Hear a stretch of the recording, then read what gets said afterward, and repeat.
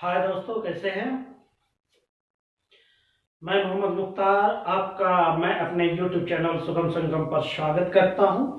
आइए दोस्तों, आज समास के अगली कड़ी कर्मधारय समास पे हम बात करने वाले हैं। इससे पहले समास पर 2 वीडियो बनाया जा चुका है जो प्लेलिस्ट में है, आप चाहें तो वहां से देख सकते हैं। आइए आज हम बात करते हैं कर्मधारय समास पे। तो अन्य समास की तरह इनका भी परिभाषा है, वो ट्रिक है। पहले हम उस ट्रिक को लिखते हैं, फिर हम आगे बात करेंगे। जैसे कर्मधारय समास है, उनकी संस्कृत में परिभाषा है, उसको हम हिंदी में लिखने का प्रयास करते हैं। विशेषण विशेष्य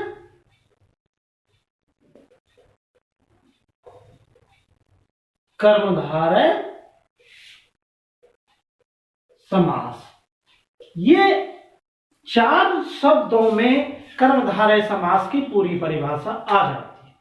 संस्कृत के विद्यार्थी इनको इस तरह पढ़ते हैं, विशेषण विशेष्य कर्मधारय समास, ऐसा कर सकते हैं।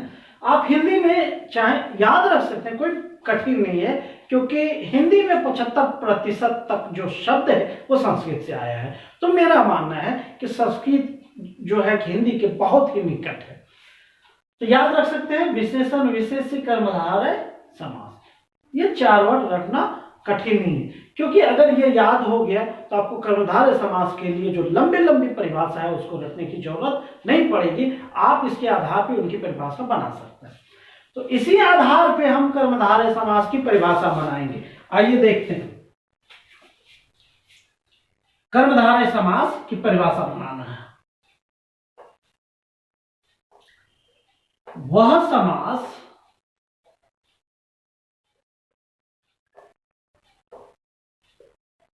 जिसका एक पद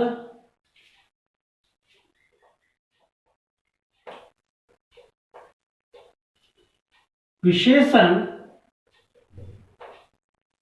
और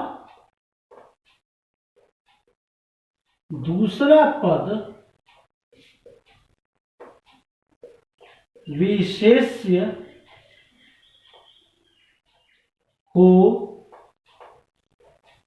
उसे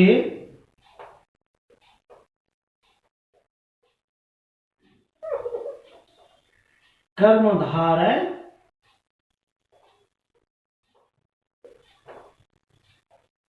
समास कहा जाता है। इतनी बातें आपको कर्मधारय समास की परिभाषा में लिखना है, इससे ज्यादा लिखने की कोई जरूरत नहीं है। एक बार फिर से, वह समास जिसका एक पद विशेषण और दूसरा पद विशेष्य हो। अब सवाल उठता है, एक पद विशेषण और दूसरा पद विशेष्य, तो समास में कम से कम 2 पद है, दोनों में कोई एक विशेषण होगा, कोई एक विशेष्य होगा। या तो पहला पद आगे वाला पद विशेषण होगा तो पीछे वाला पद विशेष्य होगा, या तो आगे वाला पद विशेष्य होगा तो पीछे वाला पद विशेषण होगा। तो हमने यहाँ पे सामान्य सा लिख दिया है, जिसका एक पद विशेषण और दूसरा पद विशेष्य हो। कोई भी हो सकता है, आगे पीछे किधर भी हो सकता है, लेकिन शर्त है उनमें एक विशेषण होगा तो दूसरा विशेष्य होगा। विशेषण क्या है? किसी शब्द की विशेषता बताने वाले शब्द को, या किसी की विशेषता, किसी का गुण बताने वाले को विशेषण कहा जाता है। लेकिन वही विशेषण जिसकी विशेषता बता रहा है उसको विशेष्य कहा जाता है। ये बातें ध्यान में रखना है। तो कर्मधारय समास की परिभाषा हो गया, और हम बार बार कह रहे हैं कि कोई भी शब्द किसी भी समास का वो निश्चित उदाहरण नहीं है तब तक, जब तक कि आप उनका उस तरह से विग्रह न कर लें। ठीक है, अब देखिए, जैसे देखिए उदाहरण समझते हैं। जैसे नील कमल,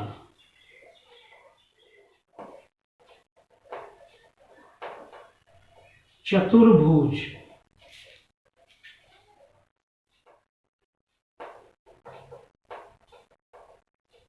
दशानन। ये 3 शब्द हमने लिखा है। अभी तक ये क्लियर नहीं है कि ये कर्मधारय समास का है या नहीं। ठीक है, ये सोचना लाजिमी है। इनका हम उस तरह से व्याख्या करेंगे, तब हम इनका कर्मधारय समास होना हम स्थापित कर सकते हैं। यह नीलकमल कर्मधारय समास का उदाहरण बने, इसके लिए इसका इस तरह से व्याख्या करना है। नीला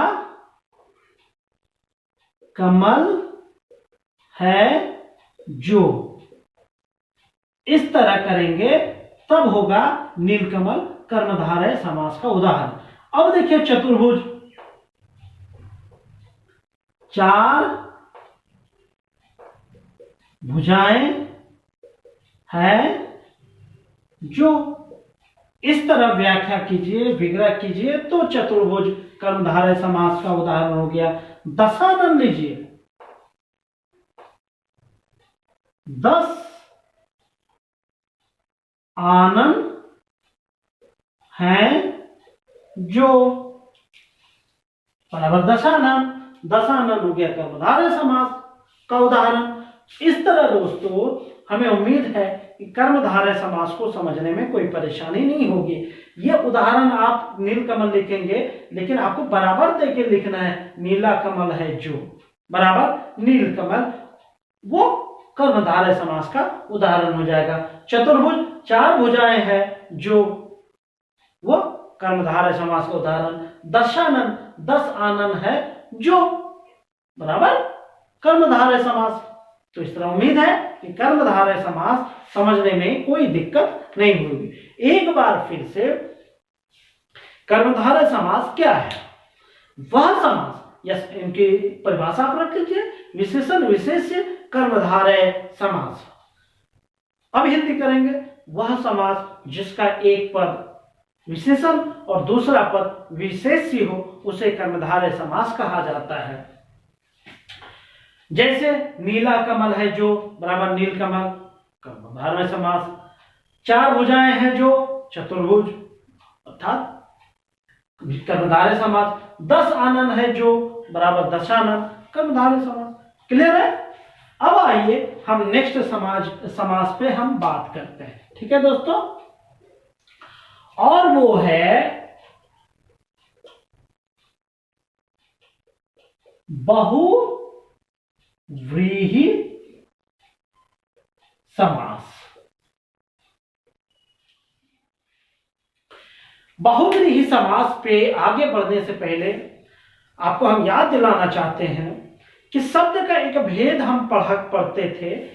अगर नहीं पढ़े हैं तो याद आ जाएगा।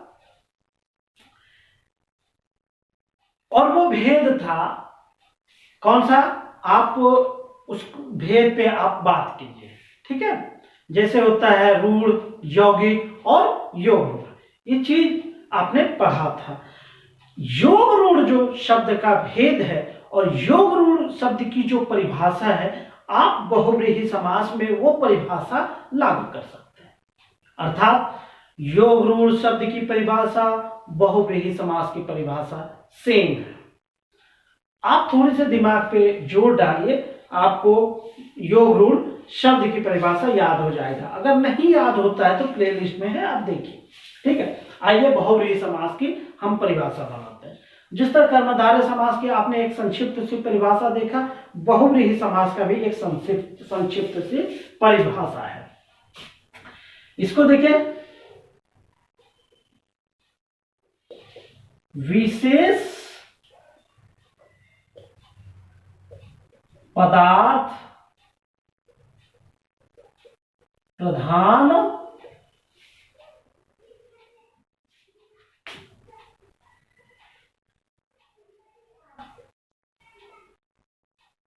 बहुव्रीहि समास। ये है दोस्तों संस्कृत की परिभाषा से लिया गया हूबहू। एक बार फिर से, बहुव्रीहि समास किसे कहते हैं? विशेष पदार्थ प्रधान बहुव्रीहि समास। संस्कृत में अगर रटेंगे, विशेष पदार्थ प्रधान बहुव्रीहि समास। तो इसमें भी वही बात कहा गया है जो बात योग रूढ़ में कहा गया है। इस समास में कहता क्या है, विशेष पदार्थ जो वर्तमान में दो पद है, दोनों में से कोई प्रधान नहीं होता है, बल्कि दोनों पद मिलकर कोई अन्य पद की ओर ये इशारा करता है। यहां जो वर्तमान में नहीं है उस पद की प्रधानता का बोध कराता है। पहले हम इसके परिभाषा को लिखते हैं, फिर हम उदाहरण को समझने का प्रयास करेंगे। ठीक है दोस्तों। वह समास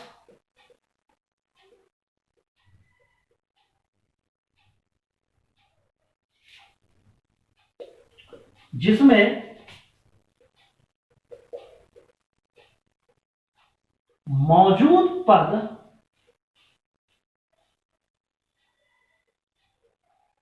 प्रधान नहीं होता है, बल्कि कोई अन्य पद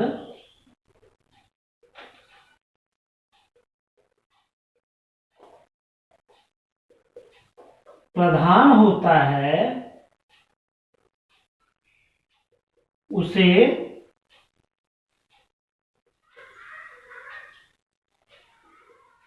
बहुव्रीहि समास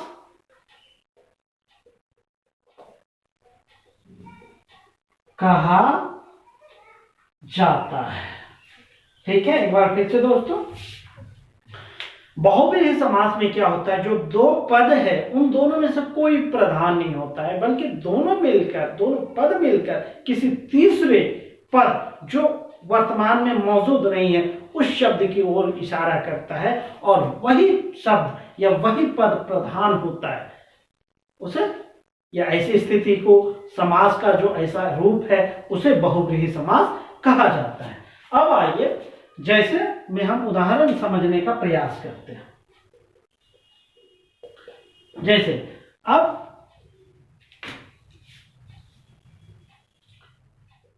यही उदाहरण लिखते हैं हम, नील कमल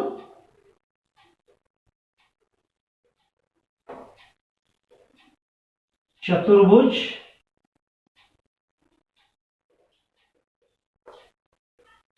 दशानन। आप सोच रहे होंगे कि कई उदाहरण हम यहां पे लिख रहे हैं, तो हमने पहले ही कहा कि आप जैसी व्याख्या करेंगे वैसे समास का निर्धारण होगा। नील कमल देख रहे हैं आप, कर्मधारय समास में भी है और बहुव्रीहि समास में भी है, लेकिन हम इनको विग्रह करते हैं और उस विग्रह के आधार पर हम समास का निर्धारण करते हैं। नीला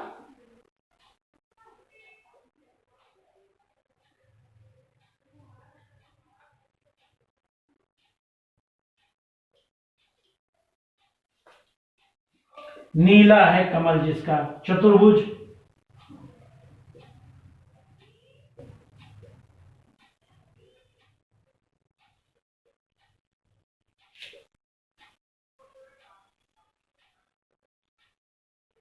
यहां पे वह लिख सकते हैं। दशानन का 10 है, आनन यहां शिव से है, 10 है आनन जिसके कुमार वह। अब देखिए दोस्तों, आप गौर कीजिए, नील कमल का अगर हम विग्रह करते हैं, नीला कमल है जो, तो ऐसी स्थिति में नीलकमल कर्मधारय समास का उदाहरण हो गया। अगर हम नीलकमल का विग्रह करते हैं, नीला है कमल जिसका कमावा, तो ये स्थिति बहुव्रीहि समास का उदाहरण हो जाता है, क्योंकि यहाँ पे नीलकमल का जो विग्रह हम किए, नीला है कमल जिसका, अर्थात किसी की ओर इंगित कर रहा है, तो इस हिसाब से नीलकमल बहुव्रीहि समास का उदाहरण हो जाता है। चतुर्भुज का देखिए, 4 भुजाएं हैं जो बराबर चतुर्भुज, वो चीजें हो गई कर्मधारय समास का उदाहरण। लेकिन यदि वही चतुर्भुज शब्द का हम विग्रह करते हैं, 4 है भुजाएं जिसकी कमा हुआ, अर्थात ये चतुर्भुज ब्रह्मा की ओर इशारा कर रहा है। आप यहां देख रहे हैं कि चतुर्भुज में 4 और भुजाएं दोनों में से कोई प्रधान नहीं हो रहा, बल्कि दोनों शब्द मिलकर वो ब्रह्मा के लिए, चतुर्भुज शब्द ब्रह्मा की ओर इशारा कर रहा है, उसके लिए इंगित कर रहा है। तो ऐसे स्थिति में चतुर्भुज क्या हो गया, बहुव्रीहि समास का उदाहरण हो गया। लेकिन आपको ध्यान रखना है, विग्रह करने में कोई परेशानी नहीं होनी चाहिए। जैसे चार भुजाएं हैं जो कर्मधारय समास, चार है भुजाएं जिसकी वह बहुव्रीहि समास, कोई दिक्कत नहीं होना चाहिए। अब 10 आनन को देखिए, 10 आनन है जो, आनन मतलब सिर, 10 सिर है जो बराबर 10 आनन, कर्मधारय समास। लेकिन वही 10 आनन का इस तरह विग्रह करते हैं, 10 है आनन जिसके वह बहुव्रीहि समास, और ये 10 आनन रावण की ओर इंगित कर रहा है। ठीक है, उसी तरह और भी बहुत है, नीलकमल है, सॉरी नीलकमल तो लिख दिए हैं, वीणा पानी है, जलज है इत्यादि। इस तरह उदाहरण आते हैं जो बहुव्रीहि समास का है उदाहरण। यहाँ हम आपको जो है समास की समस्या और उसका निर्धारण करने का नियम बता रहे हैं। सारे उदाहरण तो इसमें लिखे नहीं जा सकते। फिर हम एक बार जो है लास्ट में समास खत्म होने के बाद हम लास्ट में शब्द देखेंगे और उसका हम समास निर्धारण करना सिखाएंगे। ठीक है दोस्तों, तो हमें उम्मीद है कि आज आपको कर्मधारय समास और बहुव्रीहि समास को समझने में कोई दिक्कत नहीं रही होगी। और एक महत्वपूर्ण बात कि इन दोनों में क्या अंतर है उसको आपने आज देखा, और उसका विग्रह में क्या क्या एक मौलिक सा अंतर है उसको भी आपने देखा। तो हमें उम्मीद है कि आज के बाद आपको बहुव्रीहि समास और कर्मधारय समास को समझने में कोई डाउट नहीं रहेगा।